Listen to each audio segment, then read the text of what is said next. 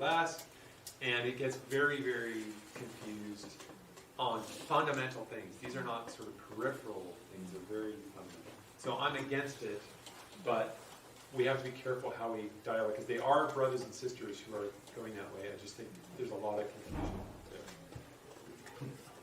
Any other questions? Yeah.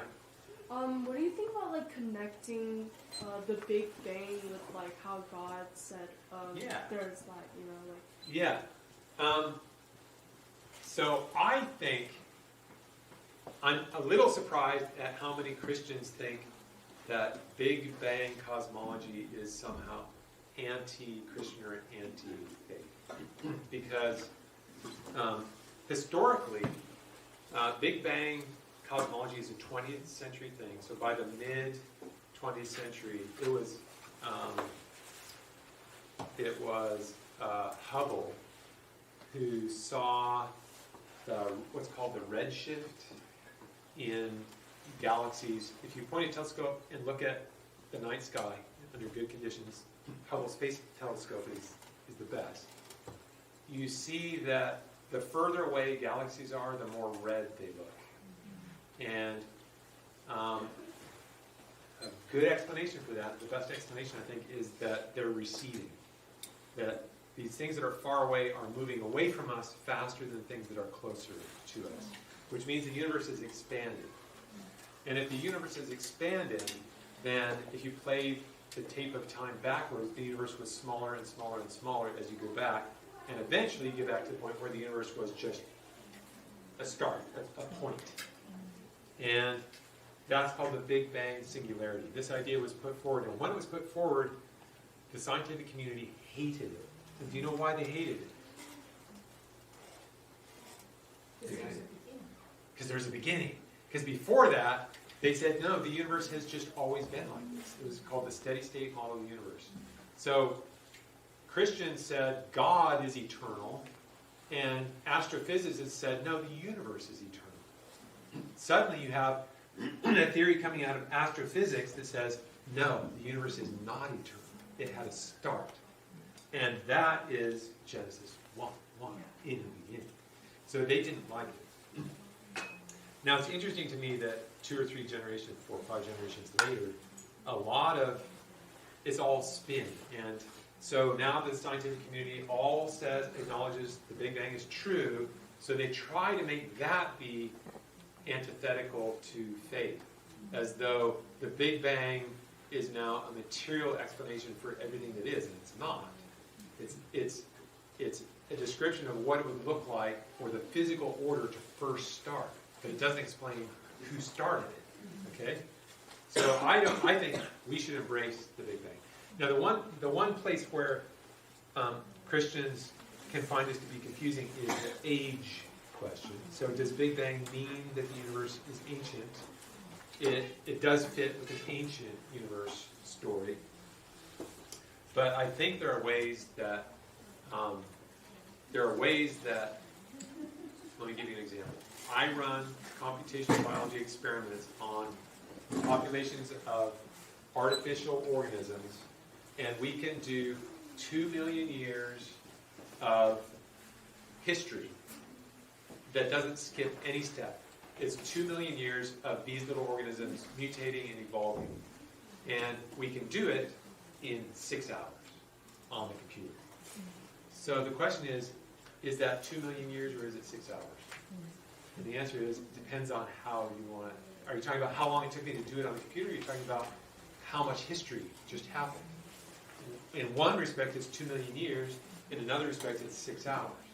So couldn't there be something like that where in God's time, it took him 6 literal days, but the history that he unfolded in those 6 literal days is a full 15 billion year history. So I think there's going to be a way where they're not in conflict, but short of that, I would say the Big Bang is not something that we should think threatens us. It actually threatens the atheists, because now they're coming up with multiverse theory and all these things to try to get out of their hole. That how do you explain it again if you're an atheist? Well, we have an explanation for a beginning. It's Genesis 1:1. Yeah, good question. Anything else? what might be a rational and practical reason to live a life anchored in Christ based on what we've learned today? A rational reason for living a life anchored in Christ? Well, if it goes back to this Romans 1:1, I think. I think in our hearts, we don't want to do that. In our hearts, we want to live a life anchored in us, right? But Romans 1 is also saying that we all know we're wrong to do that. So we all see that there's something true. And we all find ourselves sort of fighting against what's true. So I think the way that one lives a life anchored in Christ is by God doing something to change that. Because if we're all saying, okay, I see you, God, but I want to go this way. And that's what we're all doing. God has to kind of grab you and say, no, you're going to come this way. And he turns you, and then you see the truth and you're no longer fighting against it. So I think he anchors us in him, and when he does that, you know that it's the right thing. You know that it's a good thing. Okay? Yes? Would you tell, these high school students, obviously some of them, they're, I guess, on their way to thinking about college, and some of them might want to go into STEM. But what would be your advice to them? I mean, would you say it's important, even people like who wants to be in STEM career, to go and seek after some sort of like Christian college environment like yours? You can do it different ways. I didn't go to Christian colleges. If you go and study, well, really any field, if you go to UCLA, you're going to get a very secular education, whether you're doing chemistry, or literature, or art, or music. It's going to be filled with ideas that are not right thinking. Because the academy has been overtaken by secular humanity. It's people who don't want to acknowledge God, and so they're elevating and worshiping humanity, basically worshiping themselves, and you'll get a version of whatever discipline you study at a secular university that's going to be touched by that. Now you might say, how would that work in chemistry? You'll get, I'm not saying you won't get a lot of true good education. You will. If you study engineering at UCLA or UC Irvine or wherever you go, you'll get a lot of good and true stuff. But there will be these times when a worldview is coming through in how you're being taught. For me, in the chemistry class at Berkeley, as a young believer, because my family I wasn't raised as a Christian. We all came to the Lord in my teen years. So a few years after that, I was at Berkeley, and a chemistry teacher was talking about the second law of thermodynamics, which you might have heard of. So it's this idea of entropy or disorder, and the second law says that in natural systems, in isolated natural systems, naturally tend toward higher disorder. So in any natural process, you're going to end up with more disorder than you started with. And there are people who have argued from that for the existence of God, because they say, if you look at Earth, something seems to have dramatically violated the second law, because look at us. Look at life. It's so ordered, it's off the charts ordered, and if natural processes tend to go to more disorder, then how would you get us? Well, he used this lecture in thermodynamics to just ridicule that. And I was a young believer. I didn't find his argument to be at all satisfactory, but I was bothered by the fact that he's stepping off his, you're supposed to be teaching us about this. Why are you talking about? So he's like using his podium and his authority in a way that was deliberately trying to undermine faith. And I'm sitting here with 219-year-olds and thinking, I don't buy what he's saying, but he's got a lot of power standing up there saying it. The Lord actually used that. He probably didn't intend for this to happen, but the Lord used that in me, because that's when I started praying about someone needs to answer people like this. So I you could get a great career, you could get a great education going the secular route or the Christian route. It's going to look very different.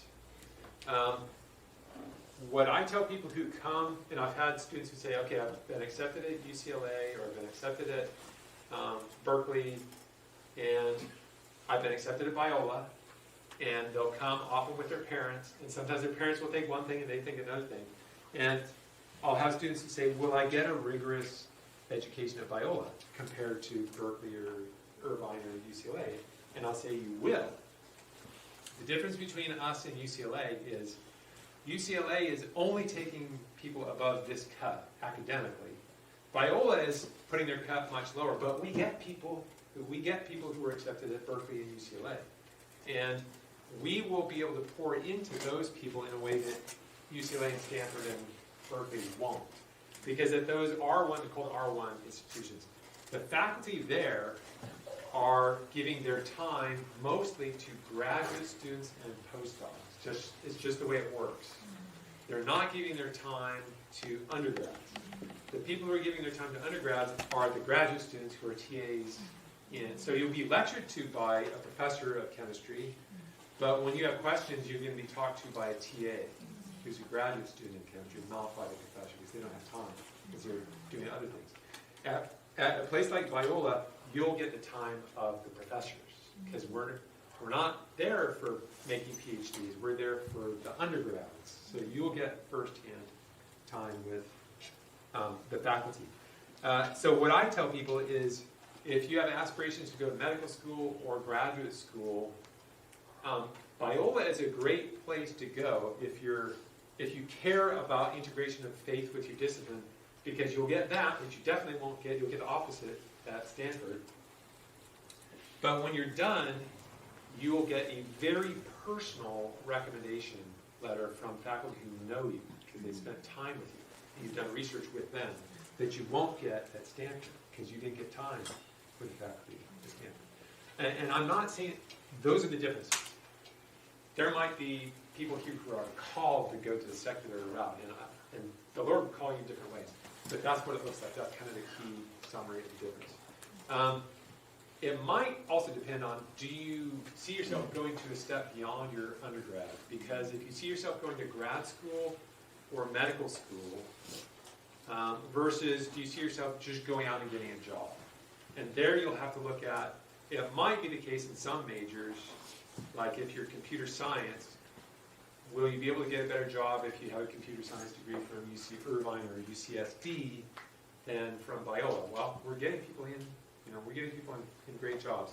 But if you're going on from undergrad to further education and you care about the integration component, we're putting people in top medical schools, top graduate schools. And so there's really no downside. Well, I'd say the downside is if you love Div 1 football and basketball, then you're not going to get that. But we have Div 2 basketball. But if you love the USC kind of thing, then you'll get that at USC. You won't get that at Biola, for sure. Yeah. I'm sorry if I'm being too talkative. No. So, in the book of Timothy, God tells us not to conform to this world, but live a life of Christian. And that's why we formed this community to, discern God's dictation and grace, But when we step into the real world, I'll say, is it actually beneficial? Like, I find it really interesting that most of us work really, really hard just to survive in this world, not to pursue our own purpose. Like, even Miss can ask you about how the practical advice for those who are gonna step into the real world. So I want to ask, is classical education really beneficial for us? Considering that you're stepping into the real world. Uh-huh. I think it is.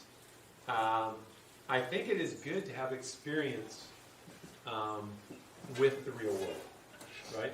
So, and it could be the case that if someone is, say, homeschooled and always is in a Christian environment, and they only kind of read about people who aren't Christians, it will look weird to you to step out and be among the people who are not Christian. So I think it is good to have these experiences where you go out and you're actually doing a job, and the person next to you is swearing left, right, and center, or they're talking about doing things that you're not going to do.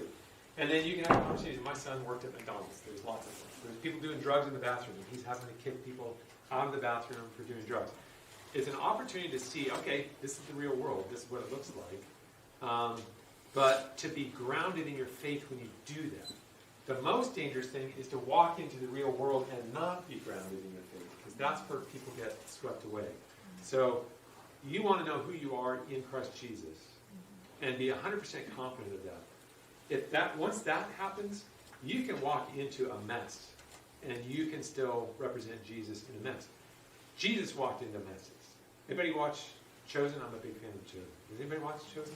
So you have a depiction of Jesus walking into messes, because humans are messy. You can do that if you are absolutely certain of your identity in Christ Jesus. If you don't have an identity in Christ Jesus and you walk into a mess, you become part of the mess. But if you do have your identity grounded in Christ Jesus, you represent Jesus in a messy world, the way that Jesus represented Jesus in a messy world. Good question. Yes? How did you know for sure that God called you to study apologetics and work for His kingdom, and did you not have any hesitation or what if this is just what I want to do? What if this is actually God's will? Yeah, discerning God's will is a tricky thing. There's some things that I've learned along the way about it. I just knew I was praying. I think kind of key first steps are pray. Let the Lord know what you want to do and that you want to do what He wants you to do. Right? So don't be afraid to say, God, I really want to go in this direction. But if you follow that with not my will but yours, if you say, more than that, I want to know what you want me to do. He honors that. And sometimes you'll find Him saying, I want you to go in that direction too. But I want you to do something slightly different than what you were thinking in that direction. A second principle is be willing to test what you think is His will. So if you think He's taken you in a direction, and then you're not sure, or maybe you're not sure because you think, I like this too much, so it can't be God's will. But God doesn't want you to be, it's not that God wants you to be miserable. He may call you to testing. Don't assume that because you like what you're doing that you're not in the center of God's will. If you've been praying and He opened doors, you might be. But be willing to test things and say, God, I think you called me to this, but I want you to confirm it, because I'm willing to give this up. And He will confirm it. So when I lost my job, that was my prayer. I said, I think you called me to this, but I need you to confirm it because I can't go anywhere from here. I'm done unless you do something. That door opened. And there were more, in my walk, there have been spectacular examples of that. I can tell you one more. When we had moved, we had our first kids in the UK, so I have twin daughters, one of whom she's graduated Biola in engineering physics. She's now in her lab. She is a 3-2 program. We do 3 years at Biola, 2 years at USC. And she's now in her second semester at USC. She's finishing mechanical engineering at USC. She's being fought over. She's worked at JPL. She's being fought over right now by Lockheed Martin and JPL. This is my daughter.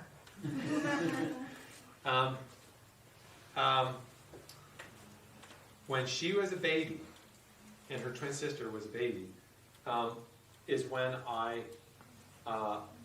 lost my job and prayed that the Lord would open a door, and He did. A few years later, we had moved from the UK to Seattle, and there was a Ken Chang is a journalist for the New York Times, and he was going to interview me and a couple of other people Thursday of that week, and I found out about this. Ken Chang is coming to Seattle, and he's going to interview me, and my fear was he knows that I'm working on intelligent design. He takes a negative view of that because that's what the New York Times does. And so he's going to write an article that's going to just bash me. and all the work that I'm doing and my colleagues. And so for the first time, up until that point, I had felt like, well, I'm doing my work, but I'm kind of doing it undercover, and I publish things, but kind of nobody knows what I'm doing. I'm doing it undercover, and I think the Lord has called me to this. But I felt like now it all is feels very exposed, because the New York Times is big, and if they're talking about what I'm doing, I feel very exposed.